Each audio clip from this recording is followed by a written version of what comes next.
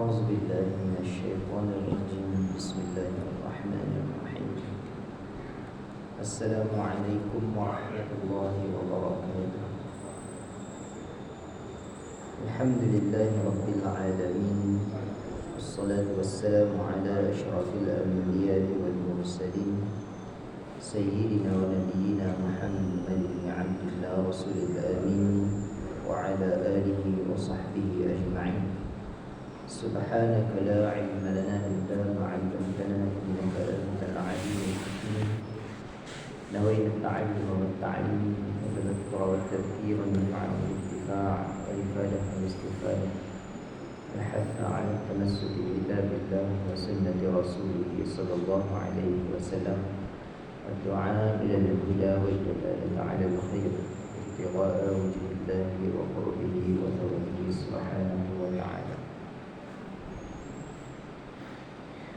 اللهم إني أعوذ بك أن أضل أو أضل أو أجل أو أذل أو أظلم أو أظلم أو أجهل أو يجهل علي ولا حول ولا قوة إلا بالله العلي العظيم فإن أصدق الحديث كتاب الله خير الهدي هدي محمد صلى الله عليه وسلم وشر الأمور محدثاتها وكل محدثة بدعة وكل بدعة ضلالة وكل ضلالة في النار أما بعد الحمد لله Alhamdulillah dapat lagi kita melaksanakan solat subuh secara berjamaah dan meneruskan mengaji kitab Hikam Imam Ibn Atha'illah Sekandari nafa'anallahu bi'ulumihi fid dharain amin. Yang mana kitab Hikam ni adalah satu kitab dalam perbahasan ilmu tasawuf. Kitab yang agak lugilah perbahasannya.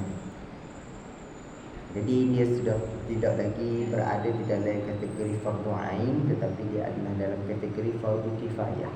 Jadi kalau kita nak mengaji untuk persiapan untuk diri sendiri, lebih comel lah. Tapi yang patutnya kita habiskan adalah ilmu fardu ain dulu sebagaimana kita maksudnya kita penawar bagi hati, kita arak ya, ataupun kita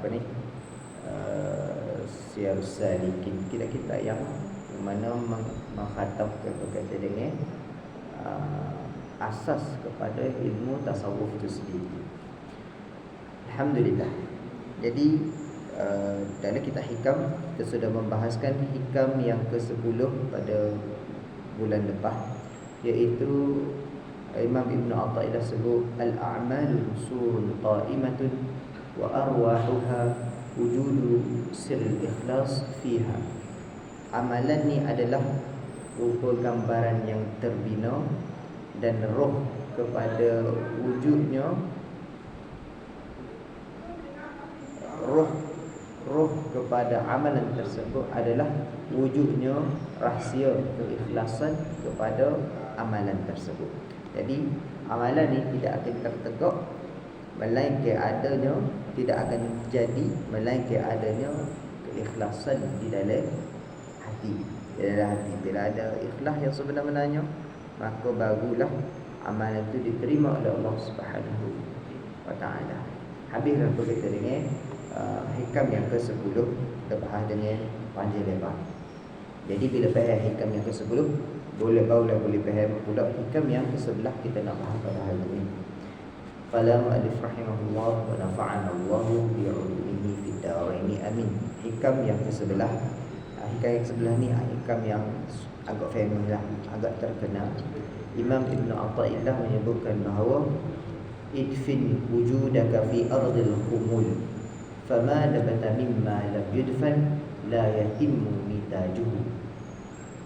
Idfin wujudaka, Imam Ibn Atha'illah sebut sebahagian pada kitab disebut idfin nafsaka ataupun idfin wujudaka. Ada berlaku perbezaan daripada sudut penulisan. Idfin wujudaka fi ardil khumul fama nabata mimma lam yudfan la yatimmu nitajuhu. Hikam Imam Ibn Atha'illah ini maksud dia secara umum, tanamlah wujud kewujudan dirimu pada bumi yang rendah pada bumi yang rendah.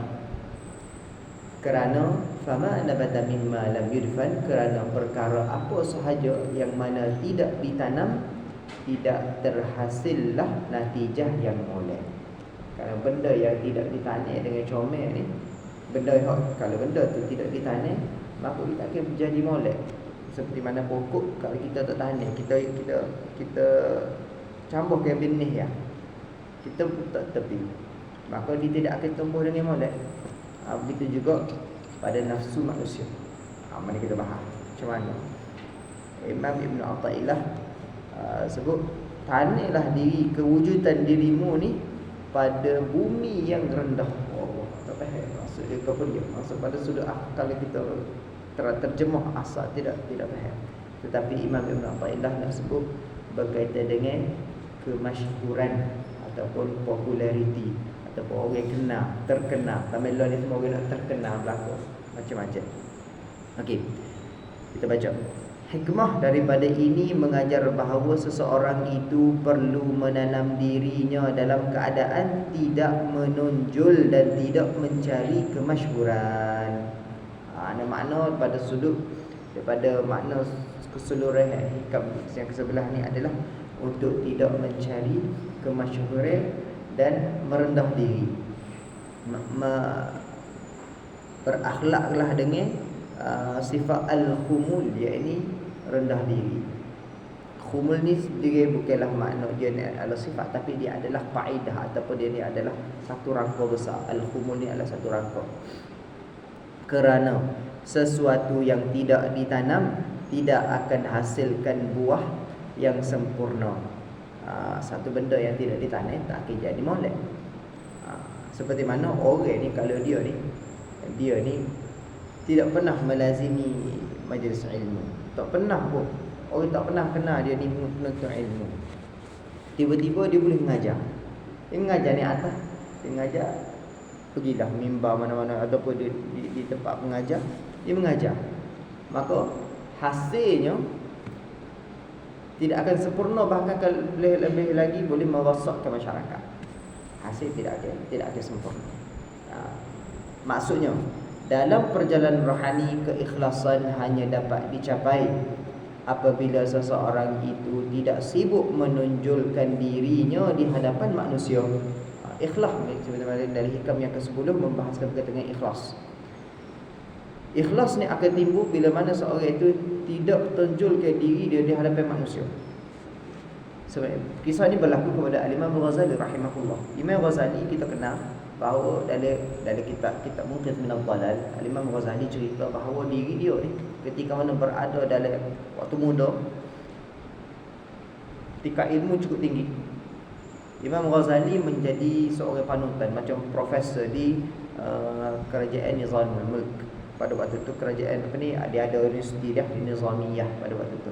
Jadi profesor dekat situ, Al-Ustaz. Profesor ni dalam bahasa Arab Al-Ustaz. Jadi bila mana orang kenal dah berlaku, dia ni banteras falsafah, banteras batiniyah, golongan akidah sesat ni. Tetapi dia rasa dia menonjol ni dekat depan manusia ni.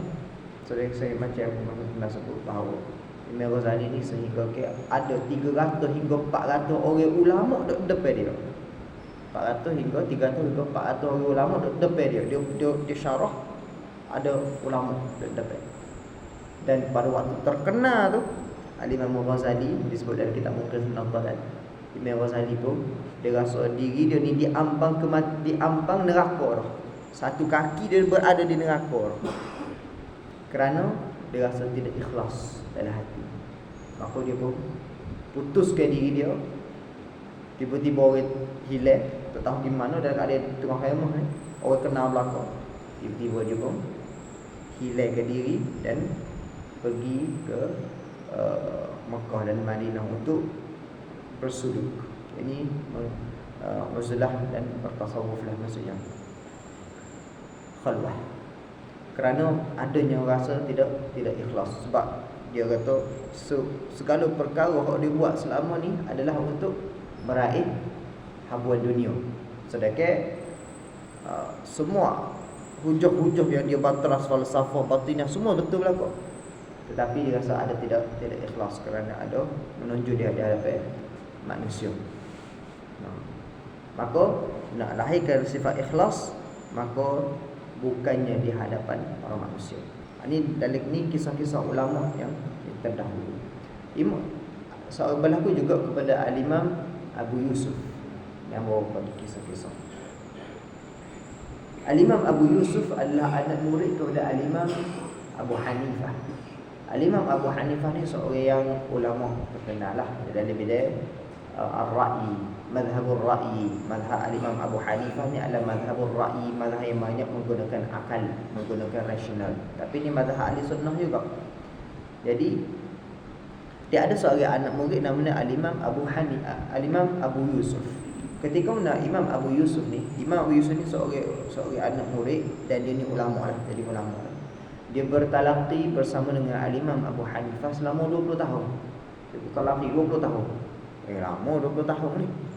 Bukan sampai dulu mana ada sekolah-sekolah. Kalau kita sampai lagi kat sekolah 20 tahun sekolah tu tak jadi lagi. Mungkin ada satu sekolah ya. Tak cukup bersih. Dia kena cukup 2 sekolah. Jadi Al-Imam Abu Yusuf ni dia bertalaqi dengan Al-Imam Abu Hanifah lama 20 tahun. Jadi bila mana Imam Abu Yusuf ni dia ni nak ikering sakit, nak sakit, nak meninggal, maka marilah Imam Abu Hanifah ni melawat kepada Imam Abu Yusuf. Maka dia kata Imam Yusuf, kalau meninggal wahai Yusuf, maka habislah separuh ilmu aku denganmu. Tak ada. Maka start pada situ Imam perkataan Imam Abu Hanifah tu didengar oleh anak murid yang lain, maka tersebarlah, famouslah Abu Yusuf bahawa dia ada separuh daripada ilmu Abu Hanifah. Soal ni maksud Imam Hanifah imam kabir, imam besar. Jadi dia ada separuh daripada ilmu dia. Maka bila mana lagu tu Imam Abu Hanifah pun mengajar macam biasa, dan kemudian beberapa hari itu Imam Abu Yusuf sihat. Maka bila sihat, hak asalnya Imam Abu Yusuf berada di halaqah pengajian ilmu Imam Abu Hanifah, tiba-tiba dia buat halaqah baru. Dia buat pengaji ilmu baru. Sebab biasa kalau dalam pengajian mengaji Islam dulu dia ada di tier-tier. Di tier-tier. Hak ni tier Ahli Sunnah, kat sana tier Mu'tazilah, ada yang ni mazhab Maliki, Syafi'i. Biasalah betul zaman dulu. Tapi sekarang ni mungkin kurang, tapi berlaku lagi di Arab Saudi, kata salah. Berlaku lagi di Makkah, ada lagi. Jadi Imam Abu Yusuf ni dia buat majlis baru. Kat sini Imam Abu Hanifah, sana majlis baru. Maka Imam Abu Yusuf, jadi Imam Abu Hanifah pun terkejutlah. Imam Abu Yusuf mengajar dah. Walaupun saya mengajar. Maka okey, kalau begitu Imam Abu Hanifah pun hantar ke surat, okey, pergi tanya soalan. Dia pas kepada anak murid yang berada di sekitar Imam Abu Yusuf. Pas soalan dia tanya ke soalan kepada Imam Abu Yusuf. Maka Imam Abu Yusuf pun ketika mana nak bertanya, duduk mengajar ni, ada soalan. Maka dia pun tanya, okey. Tak ingatlah soalan tu, cuma dia tanya, bagaimanakah keadaan sekian. Kemudian Imam Abu Yusuf pun kata sah. Adik kata tidak sah. Maka tukar tanya tu, dia dapat ada jawapan daripada Imam Abu Hanifah. Kalau dia kata sah, tak betul. Kalau dia kata tak sah, tak betul juga. Dia perlu kepada perincian. Jadi Imam Abu Yusuf pun kata sah. Dia kata tak betul. Hak tu dia tanya, dia kata tak betul. Tidak sah. Tak betul juga. Habis pada mengaji, dia panggil orang main nanya tu. Soalanmu ni bukan soalanmu ni, betul tak? Ni mesti soalan untuk guru aku ni, Imam Abu Hanifah. Ya betul. Dia suruh pergi jumpa mu. Dia suruh pergi jumpa dengan Imam Abu Hanifah. Bukan pergi jumpa Imam Abu Hanifah. Maka Imam Abu Yusuf pun terus pergi kepada Imam Abu Hanifah. Habis mengajar tu. Maka dia pun rayak. Soalan ni, soalan yang aku dapat ni, betul tak ni soalan daripada mu wahai Imam Abu Abu Hanifah. Ya betul, ini soalan daripada aku. Maka Imam Abu Hanifah pun kata, tazabbabta qabla an tuhasram. Dia kata, mu mengajar dah, dia kata, perkataan ni, tazabbabta qabla an tuhasram, kamu nak jadi kismih sebelum mu masuk. Dia masuk dia kata. Mu nak jadi kismih, mu nak jadi zabib sebelum mu masuk. Maksudnya mu tak masuk lagi tapi mu mengajar dah. Perkataan itu ditulis dengan warna emas dalam kitab, tak ingat kitab apa. Ditulis dengan warna emas, tulisan tinta emas. Mu jadi kismih sebelum mu masuk. Maknanya kata mu tak habis lagi. Mu tak habis lagi mengajar, tak habis lagi mengaji tapi mu mengajar dah. Maka mencari kemasyhuran dalam keadaan kamu tak lengkap lagi, maka tidak akan membuahkan hasil yang sempurna. Fama nabata mimma lam yudfad la yatimmu nitajuh. Benda yang mana tidak ditanam dengan molek, tidak terhasilnya natijah yang molek. Maka selepas pada tu Al-Imam Abu Yusuf bertalaqi lagi dengan Al-Imam Abu Hanifah selama 20 tahun pula, sehingga wafat Al-Imam Abu Hanifah 40 tahun. Kita lah ni ambo sendiri pun tak layak duduk sini mengajar. Tak layak. Nama ni berkongsi-kongsi hak tahu, hak ambo tahu, ambo layak, hak tak tahu, ambo layak tak tahu. Tak layak pun duduk sini sebenarnya. Tak layak mengajar. Al-Imam Abu Yusuf 40 tahun mengaji dengan imam besar. Kita ni ngaji hak sekadar hak ada kan. Kita ni pun kalau boleh, kalau nak duduk di tempat mengajar ni sekurang-kurang lah. Sekurang-kurang fahimlah juga berkaitan dengan ilmu akal, hukum syarah, hukum waqah. Gapo tu hak penting. Kalau dah tak ayat langsunglah duduk sini. Payah. Sungguh. Sekurang-kurang lah waktu. Tapi tu pun tidak memada lagi sebenarnya. Kerana boleh, kalau orang tanya, orang masyarakat tanya kepada penceramah, dekat dia tidak boleh tahu, tak boleh jawab, tapi dia goreng saja. Maka habis masyarakat rosak. Fadallu wa adall. Maka sesat lagi menyesatkan. Orang hamba pun dia tak berani kalau orang tanya hamba ya tak tahu. Mudah. Qaulul la adri nisful ilm, kata ulama. Mengatakan perkataan saya tidak tahu adalah sebahagian pada ilmu. Maksud besar juga sebagai pada ilmu. Jadi sebagai pada ilmu lagi adalah ilmu sebenar. Sebagai pada ilmu tu adalah tidak tahu tu adalah ilmu. Bahkan Al-Imam Malik ketika mana ditanya 30 soalan daripada Mesir pergi ke Madinah, orang hijrah ni, orang musafir ni daripada Mesir ke Madinah nak jumpa dengan Al-Imam Malik, sebab ni adalah bintang di Madinah. Jadi Al-Imam Malik dapat soalan tu, dia kata la adri. Dia Al-Imam Malik banyak daripada beberapa 30 soalan itu, beberapa sahaja yang dijawab oleh Al-Imam Malik. Maksudnya soal agama ni kena jaga dengan sungguh-sungguh, kena jaga dengan betul-betul. Okey, cuma kita nak bahas daripada sinilah. Jadi macam kalau kita tengok pada nisbah Samila ni, mencari kemasyhuran menyebabkan orang ni akhlaknya kurang terdidik. Macam mana kita tengok orang jadi orang famous lah ni kan. Berapa ramai budak-budak yang famous tetapi akhlaknya belum terbina dengan syar'i. Berapa ramai? Sebab itulah idfin nafsaka fi ardil khumul. Tanamlah diri kamu pada tempat yang mana yang rendah. Al-khumul ni adalah rendah, maksudnya merendah diri. Rendah diri supaya datangnya ikhlas yang sebenar. Ya, sehinggalah terdidik akhlak tersebut, barulah comel hasil yang akan timbul. Begitu juga dengan orang nak mengajar, dia kena mengaji dulu. Bukan mengajar lalu, dia kena mengaji dulu. Dia kena tanam dulu diri dia, jangan bagi orang nampak lagi. Mengaji sehinggalah lengkap pengajian dia, barulah dia boleh untuk menyampaikan apa yang ada. Sebab orang nak sampai ni kena ada dulu. Kena ada dulu ilmu, barulah boleh sampaikan. Ada betul lah dalam bahasa. Cuma daripada sudut ni okey, tak apa, kita masuk kepada kita. Amalan itu ibarat jasad, manakala rohnya ialah keikhlasan. Tanpa keikhlasan, amalan itu tidak bernilai walaupun kelihatan hebat pada zahirnya.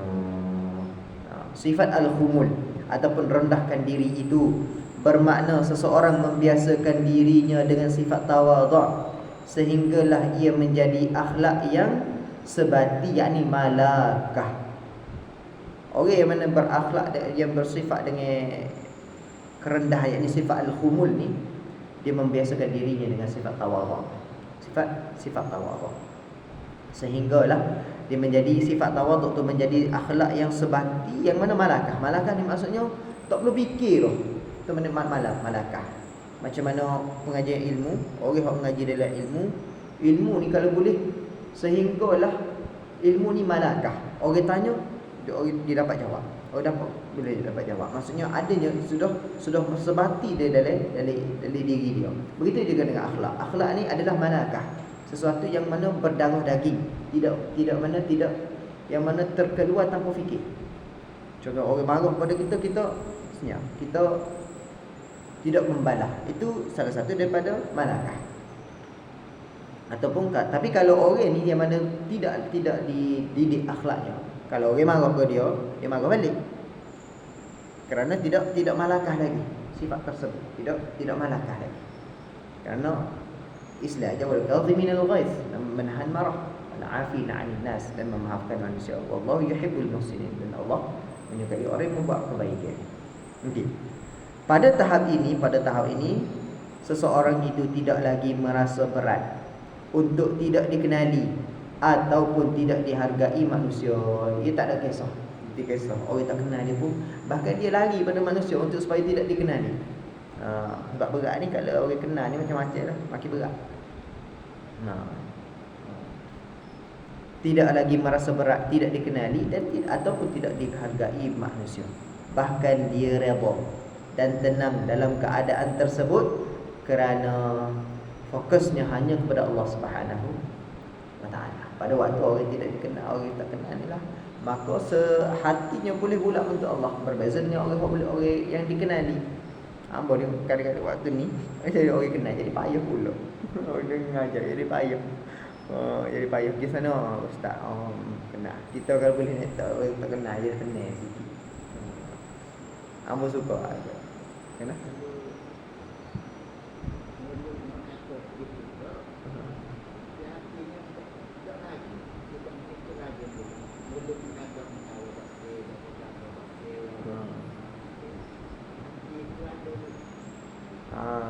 Itu belum sempurna maksudnya, sebelum sempurna. Maksudnya kena mujahadah lagi, kena ada lagi, terus. Kena idfin nafsak fi ardil khumul lagi, kena tanam lagi.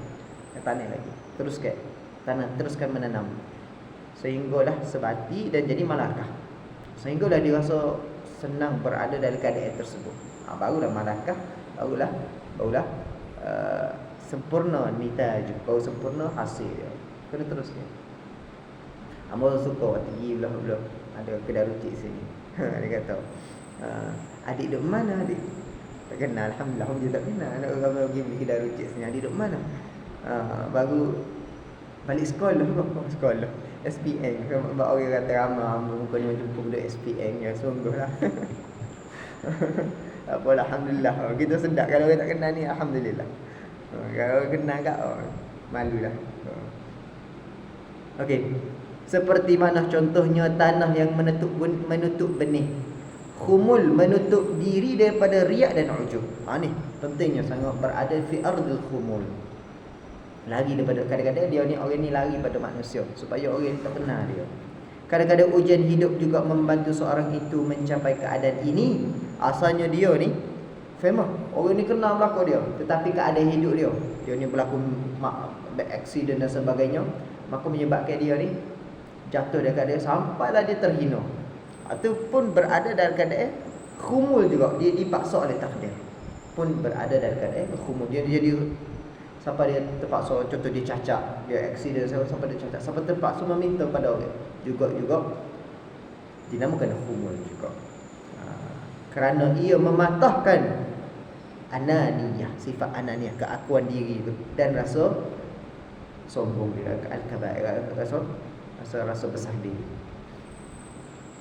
Okey, Al-Imam Zarruq rahimahullah. Al-Imam Zarruq ni adalah seorang ulama tasawuf yang mana banyak pengarang dalam kitab qawaid tasawuf, maqasid tasawuf dan bahasa tasawuf jugalah. Mengatakan bahawa mencapai khumul itu, mencapai kawasan keadaan pada kerendahan diri ni, rasa rendah diri ni, tidak boleh melalui jalan yang bercanggah dengan syarak. Tak boleh melalui jalan yang haram, tak boleh. Bahawa sesuatu yang haram itu tidak boleh menjadi asbab jalan kepada cahaya kebaikan. Oleh itu, al-khumul mestilah dilakukan dalam batas yang dibenarkan agama, bukan dengan melakukan perkara yang haram. Contoh, Amawi contoh berkaitan dengan khumul ni. Apa dia khumul ni? Macam mana khumul? Situasi macam zaman ni. Kalau ni kalau orang nak masyhur ni cukup mudah. Media sosial cukup mudah. Maksudnya puhlah, narilah ke apa. Khalif ta'raf, kata ulama. Khalif ta'raf. Dekat ni ada TikTok macam-macam. Kalau khalif, kalau kamu bercanggah dengan adab masyarakat, kamu akan terkenal. Khalif maksudnya kamu bercanggah dengan masyarakat tak cukup benda tu, tapi kamu buat nari melepak macam-macam, orang kenal. Lama-lama kamu akan terkenal. Khalif ta'raf. Dalam apa-apa jenis bidang pun sekalipun, kalau kamu pelik, maksudnya kamu orang ni hebat dalam satu ni, kamu akan terkenal. Ataupun kamu pelik pada orang lain, kamu juga akan terkenal. Okey, contoh dalam bab sosial media, sepatutnya keadaan semacamnya adalah kita bantu orang susah dan kita buat kebaikan, kita sedekah dan sebagainya. Tetapi dengan ada media sosial pada zaman ni, kita sengaja post, sepatutnya kita bantu senyap-senyap. Kita bantu senyap-senyap tanpa kita post untuk dapatkan pujian. Itu sepatutnya khumul. Itu khumul. Itu kita merendah diri tanpa mendapatkan pujian. Itu khumul. Kita rendahkan diri kita, tawaduk, tak si dapatkan pujian daripada manusia. Itu khumul yang sebenar, supaya orang tidak nampak. Tetapi khumul ni nak bagi kita rasa rendah diri, tidak boleh didapatkan melalui jalan yang haram, kata Imam Zarruq tadi. Macam mana? Iaitu dia sengaja post. Kita ada zaman media sosial ni, dia sengaja post benda yang mana memburukkan diri dia. Dia ni buat pernah buat maksiat, cerita kau orang. Dia pernah buat kau ni, dia pernah buat aib, dia cerita kat orang. Maka menyebabkan orang hina dia, maka itu dinamakan khumul juga. Tetapi tidak didapatkan khumul melalui jalan tersebut, bahkan haram pula buat lagu tu. Rendah diri ni perkara yang molek, tawaduk perkara yang molek. Maka ini bukan khumul, tetapi ia adalah membuka aib sendiri. Ini adalah perkara yang diharam. Contoh yang lain, khumul juga sepatutnya kalau kita buat kerja, kalau kita bekerja di tempat kerja, kita bekerja dengan amanah. Maksudnya kita buat kerja tu dengan comel, dalam keadaan tidak menunjuk kita ni buat kerja ni, ataupun kita ambil kredit. Tapi kalau orang tu, hak ni makna khumul yang sebenar, maksudnya dia tutup diri dia daripada keegoan diri sendiri untuk mendapatkan sesuatu. Tapi kalau khumul yang salah, iaitu dia sengaja kerja sambil lewa supaya orang caci dia, orang ni hina dia, apa mula kerja lagu ni, sehingga ke dia rasa rendah diri. Khumul juga rendah diri, tetapi itu melalui jalan yang haram, maka tidak mendapatkan apa yang nak disebutkan, tidak dapatkan khumul yang sebenar. Okey, contoh yang lain. Sepatutnya manusia ni, orang Islam ni, kita berpakaian dengan pakaian yang comel, sederhana dan tidak menunjuk-nunjuk. Sehingga pakai memang thawb syuhrah, makruh hukum dia. Pakai baju-baju yang mana, yang famous, yang mana yang besar-besar, yang orang ni kadang-kadang pelik pada orang, thawb syuhrah. Tak boleh, dilarang pakai. Tetapi orang tu, sepatutnya kita pakai macam tu je, pakai sederhana dan tidak menunjuk-nunjuk. Itulah khumul yang sebenar, nak tanamkan diri kita daripada keegoan nafsu. Tetapi orang ni, dia nak mendapatkan khumul juga, tetapi melalui jalan yang haram. Dia sengaja pakai baju-baju compan-camping supaya orang hina, bapa mula miskin pun. Orang merendahkan dia. Maka itu melalui jalan yang salah. Jalan yang salah, maka tidak akan menatijahkan khumul yang sebenar.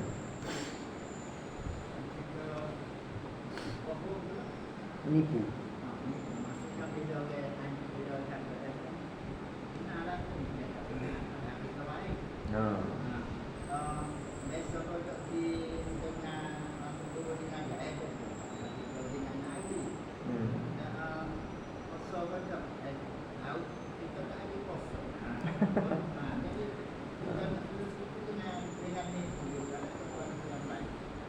Dengan tujuan yang baik. Dia ada dalam Islam dia ada dua, dia ada beza. Dia antara menipu dan hilah. Dia ada beza dua tu.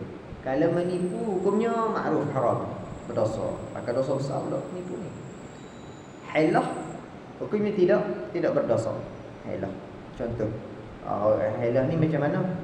Kita menyebutkan sesuatu yang betul tetapi bukan hakikatnya. Betul tapi bukan hakikatnya. Contoh, demo nak pergi mana petang ni? Nak pergi Kota Baru ajaknya. Memang kita Kota Baru pun, tapi kita tujuan asalnya memang kita nak pergi Kubekri asalnya. Kita pun memang Kota Baru. Tapi tujuan asalnya memang kita nak Kota Kubekri. Kota Baru dah tu Kubekri tu. Kubekri tu kita lekor saya. Kota Baru. Jadi betul lah. Itu hal lah. Tapi itu tidak menjadi masalah dalam syariat. Tapi kalau menipu makruf hukumnya lah tak boleh. Kena kata jujur juga maksudnya. Nipu untuk kebaikan ada beberapa perkara yang dibolehkan. Seperti mana menghubungkan silaturahim, itu tak ada masalah lah, boleh. Ada beberapa perkara yang mana kita sebut ada kebaikan. Maka kadang-kadang benda tu nampak pada zahirnya tak boleh. Dia ada 6 perkara, hamba tak ingat. Ada 6 perkara yang mana dibolehkan kita sebut kalau dan tidak menjadi dosa. Contoh, kalau kita sebut kejahatan, kita sebut orang tanya pada kita, dia mau kenal tak mamak gemuk ni? Gemuk tu kaki macam ngopak, tetapi untuk mengenalkan, maka tidak menjadi dosa. Adalah ada 6 perkara yang mana tidak jadi dosa. Termasuklah kita menipu untuk menghubungkan silaturahim di antara dua pihak yang berkelahi, maka tidak menjadi dosa. Apa panggil tipu sunat dah. Panggil tu istilah dia. Istilah orang Melayu. Itu ada 6 perkara, tak ingat, ada dalam satu kitab. Okey. Contoh yang lain, humul yang lain, untuk rendah diri supaya tidak merasa tinggi diri dan untuk hilang daripada pandangan manusia. Contoh, sepatutnya merendah diri, tidak dipuji dan tidak merasa diri lebih molek daripada orang. Ini adalah akhlak yang sepatutnya dalam Islam.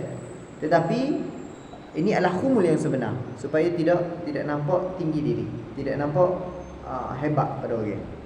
Tetapi humul yang salah, sengaja dia buat, dia kecek kasar, dia kecek lucah dan sebagainya, supaya orang ni cemuh dia, orang ni hina dia. Humul juga dia akhir dia diri, tetapi melalui jalan yang salah, maka tidak mendapatkan hasil yang sebenarnya. Bukan humul yang sebenar. Jadi humul yang sebenarnya adalah menyembunyikan kebaikan yang kita ada, menjaga di hati kita ni dan mengikuti syariat Nabi sallallahu alaihi wasallam. Tetapi humul yang salah adalah dengan melakukan dosa, yang mana merosakkan diri dan meninggalkan mas'uliyah yang tanggungjawab. Atau tidak dibolehkan. Jadi humul ni tidak boleh didapatkan melalui jalan yang salah. Tak didapat melalui jalan yang salah. Al-Imam Ibn Athaillah memberikan perumpamaan yang sangat jelas. Imam Ibn Athaillah sebut tadi, idfin nafsaka fi ardil khumul. Tanamlah diri kamu, nafsu kamu ni pada tempat yang rendah, yakni bertawadu.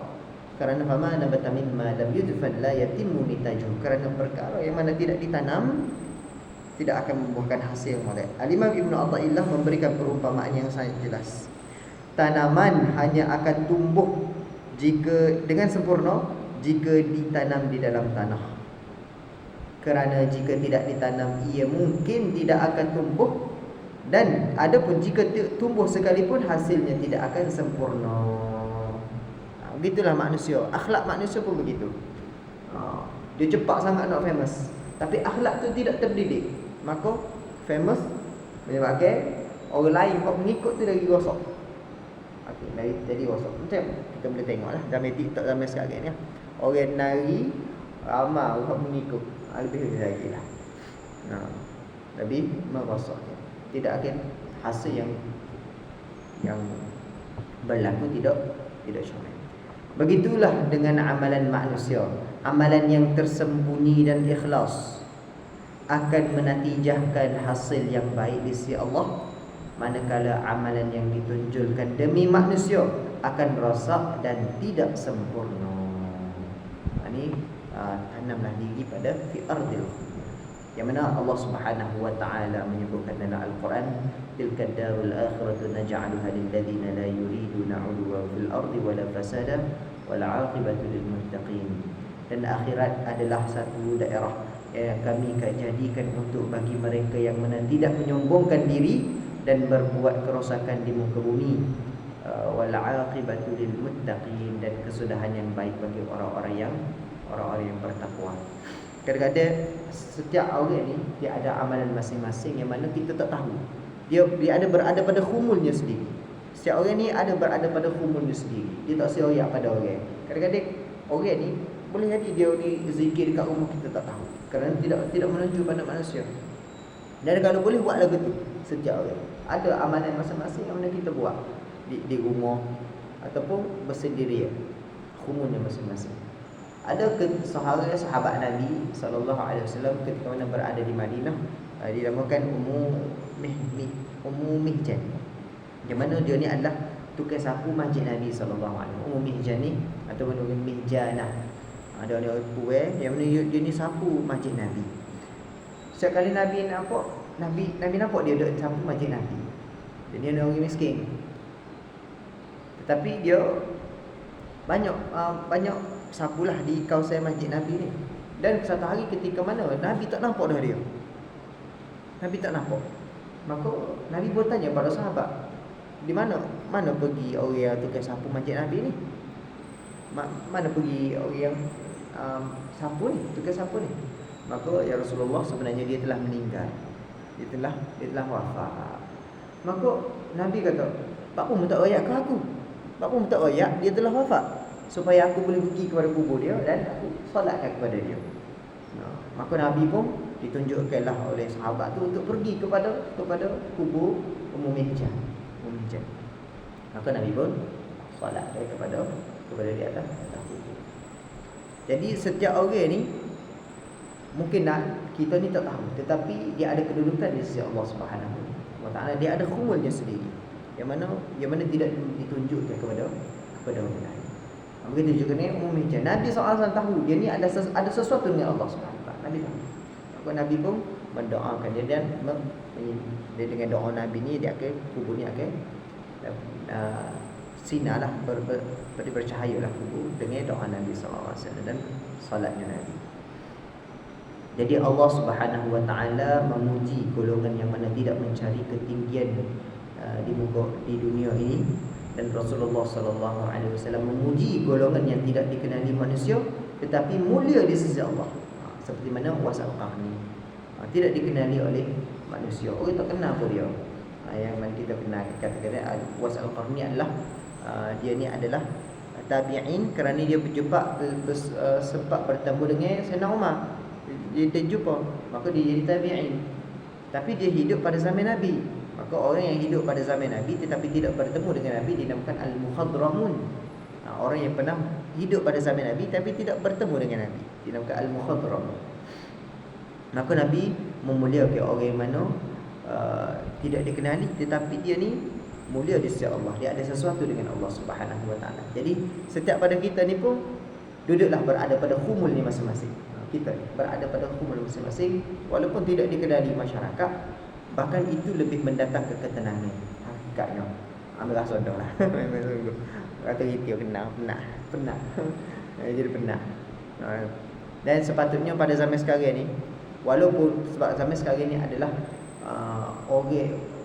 zaman yang rosak, Bila zaman yang rosak, ia berhajat kepada tokoh-tokoh, kepakaran-kepakaran yang mana kita kena tonjol ke dia. Bila zaman ni rosak, jadi perlu diislahkan balik, kena dibaiki balik.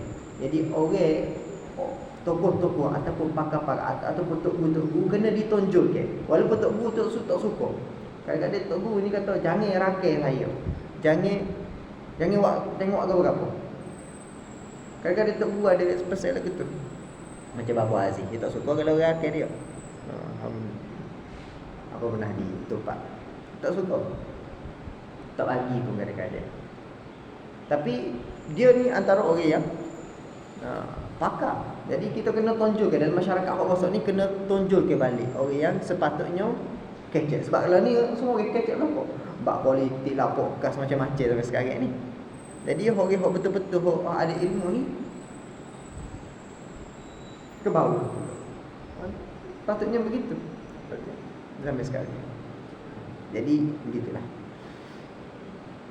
Jadi mereka tidak dikenal oleh manusia tetapi mempunyai kedudukan yang tinggi di sisi Allah kerana keikhlasan mereka. Kesimpulannya, habis dah. Hikmah ini mengajar jalan menuju Allah Subhanahu wa taala bukan dengan mencari nama ataupun kemasyhuran. Bukan dengan cari nama ataupun kemasyhuran, tetapi dengan merendahkan diri, menyembunyikan amalan dan membuang nafsu, membuang ego diri itu. Seperti mana berlaku kepada Al-Imam Ghazali. Ketika mana Al-Imam Ghazali dia putuskan diri dia daripada dunia ketika mana dia tengah famous, dia rasa tidak ikhlas. Beberapa tahun tu dia pergi ke Mekah, Madinah, pergi ke Palestin, pergi untuk mengislahkan diri, nak tazkiyatun nafs. Sehinggalah dia rasa lengkap dah. Dia pernah mengkhatamkan Al-Quran di menara tinggi. Sehinggalah di Syria kata salah. Dan menara tu ada lagi sampai sekarang. Imam Ghazali sehinggalah dia rasa sempurna tumbuhnya, sehinggalah lengkap dia punya nafsu dia tidak lagi digoda oleh hawa nafsu. Kemudian pemerintah nizam pada Al-Mulk tu panggil balik untuk membatras golongan batin yang falsafah yang berlaku pada zaman itu. Aku panggil semula dalam keadaan dia ni pernah dah banteras falsafah belum ni, dan hati dia tidak lagi terikat dengan dunia. Maka pada waktu itulah sudah tumbuh dengan sempurna Al-Imam Al-Ghazali pada waktu itu. Sebab itulah keluar kata-kata ni, tutuplah diri kamu pada tempat yang mana tidak dikenali, fi ardil khumul, yang mana tidak yang kau saya rendah, yang mana berhajat pada tawaduk. Fama nabata mimma lam yudfan la yatimmu litaju. Kerana perkara yang mana tidak ditanam tidak akan membuahkan hasil yang comel. Begitu dengan keikhlasan di dalam hati manusia. Lepas pada tu Al-Imam Ghazali pun membatras golongan falsafah, sehinggalah kita tahu pada zaman ni lah keluarnya kita Ihya Ulumuddin, Ayyuhal Walad, kita Musnad, macam-macam lagi, Maqasid Falasifah, Tahafut Al-Falasifah, macam-macam kita Al-Imam Al-Ghazali. Okey, tetapi mengejar menuju Allah Subhanahu Wa Taala dengan merendahkan diri, menyembunyikan amalan dan membuang rasa ego diri dan bangga diri. Apabila seseorang menguburkan nafsunya, barulah amalan itu hidup dengan ruh ikhlas dan membuahkan hasil yang sempurna di sisi Allah Subhanahu Wa Taala. Abu Syarah ni pehero. Kalau tening sikit ayat lah dah. Gitulah. Jadi ni antara hikam yang terkenal. Biasa orang ngapal lah. Idfin nafsaka fi ardil khumul fama nabata mimma lam yudfan la yatimmu nitajuhu. Tanamlah diri kamu pada tempat yang tidak dikenali. Kerana apa? Kerana benda yang tidak ditanam ni tidak akan membuahkan hasil yang baik. Seperti mana pokok kalau kita tak tanam tak jadi. Begitulah akhlak manusia kalau tidak dididik dengan molek tidak akan menjadi baik. Sebab itulah jangan masyhur awal tapi ngaji lama masyhur kadang-kadang mungkin dia akan datang ataupun tak, Allah A'lam, tak kisah. Wallahu a'lam bis-shawab. أقول قولي هذا أستغفر الله العظيم لي ولكم. السلام عليكم ورحمة الله وبركاته. أعوذ بالله من الشيطان الرجيم. بسم الله الرحمن الرحيم. اللهم فقهنا في الدين اللهم فقهنا في الدين اللهم فقهنا في الدين وفقنا توفيق الصالحين واجعلنا من السعداء المقبولين ولا تجعلنا من الأشقياء المردودين اللهم إنا نسألك الإخلاص في القلب والقول والعمل اللهم إنا نسألك الإخلاص في القلب والقول والعمل وصلى الله على سيدنا محمد وعلى آله وصحبه وسلم الحمد لله رب العالمين.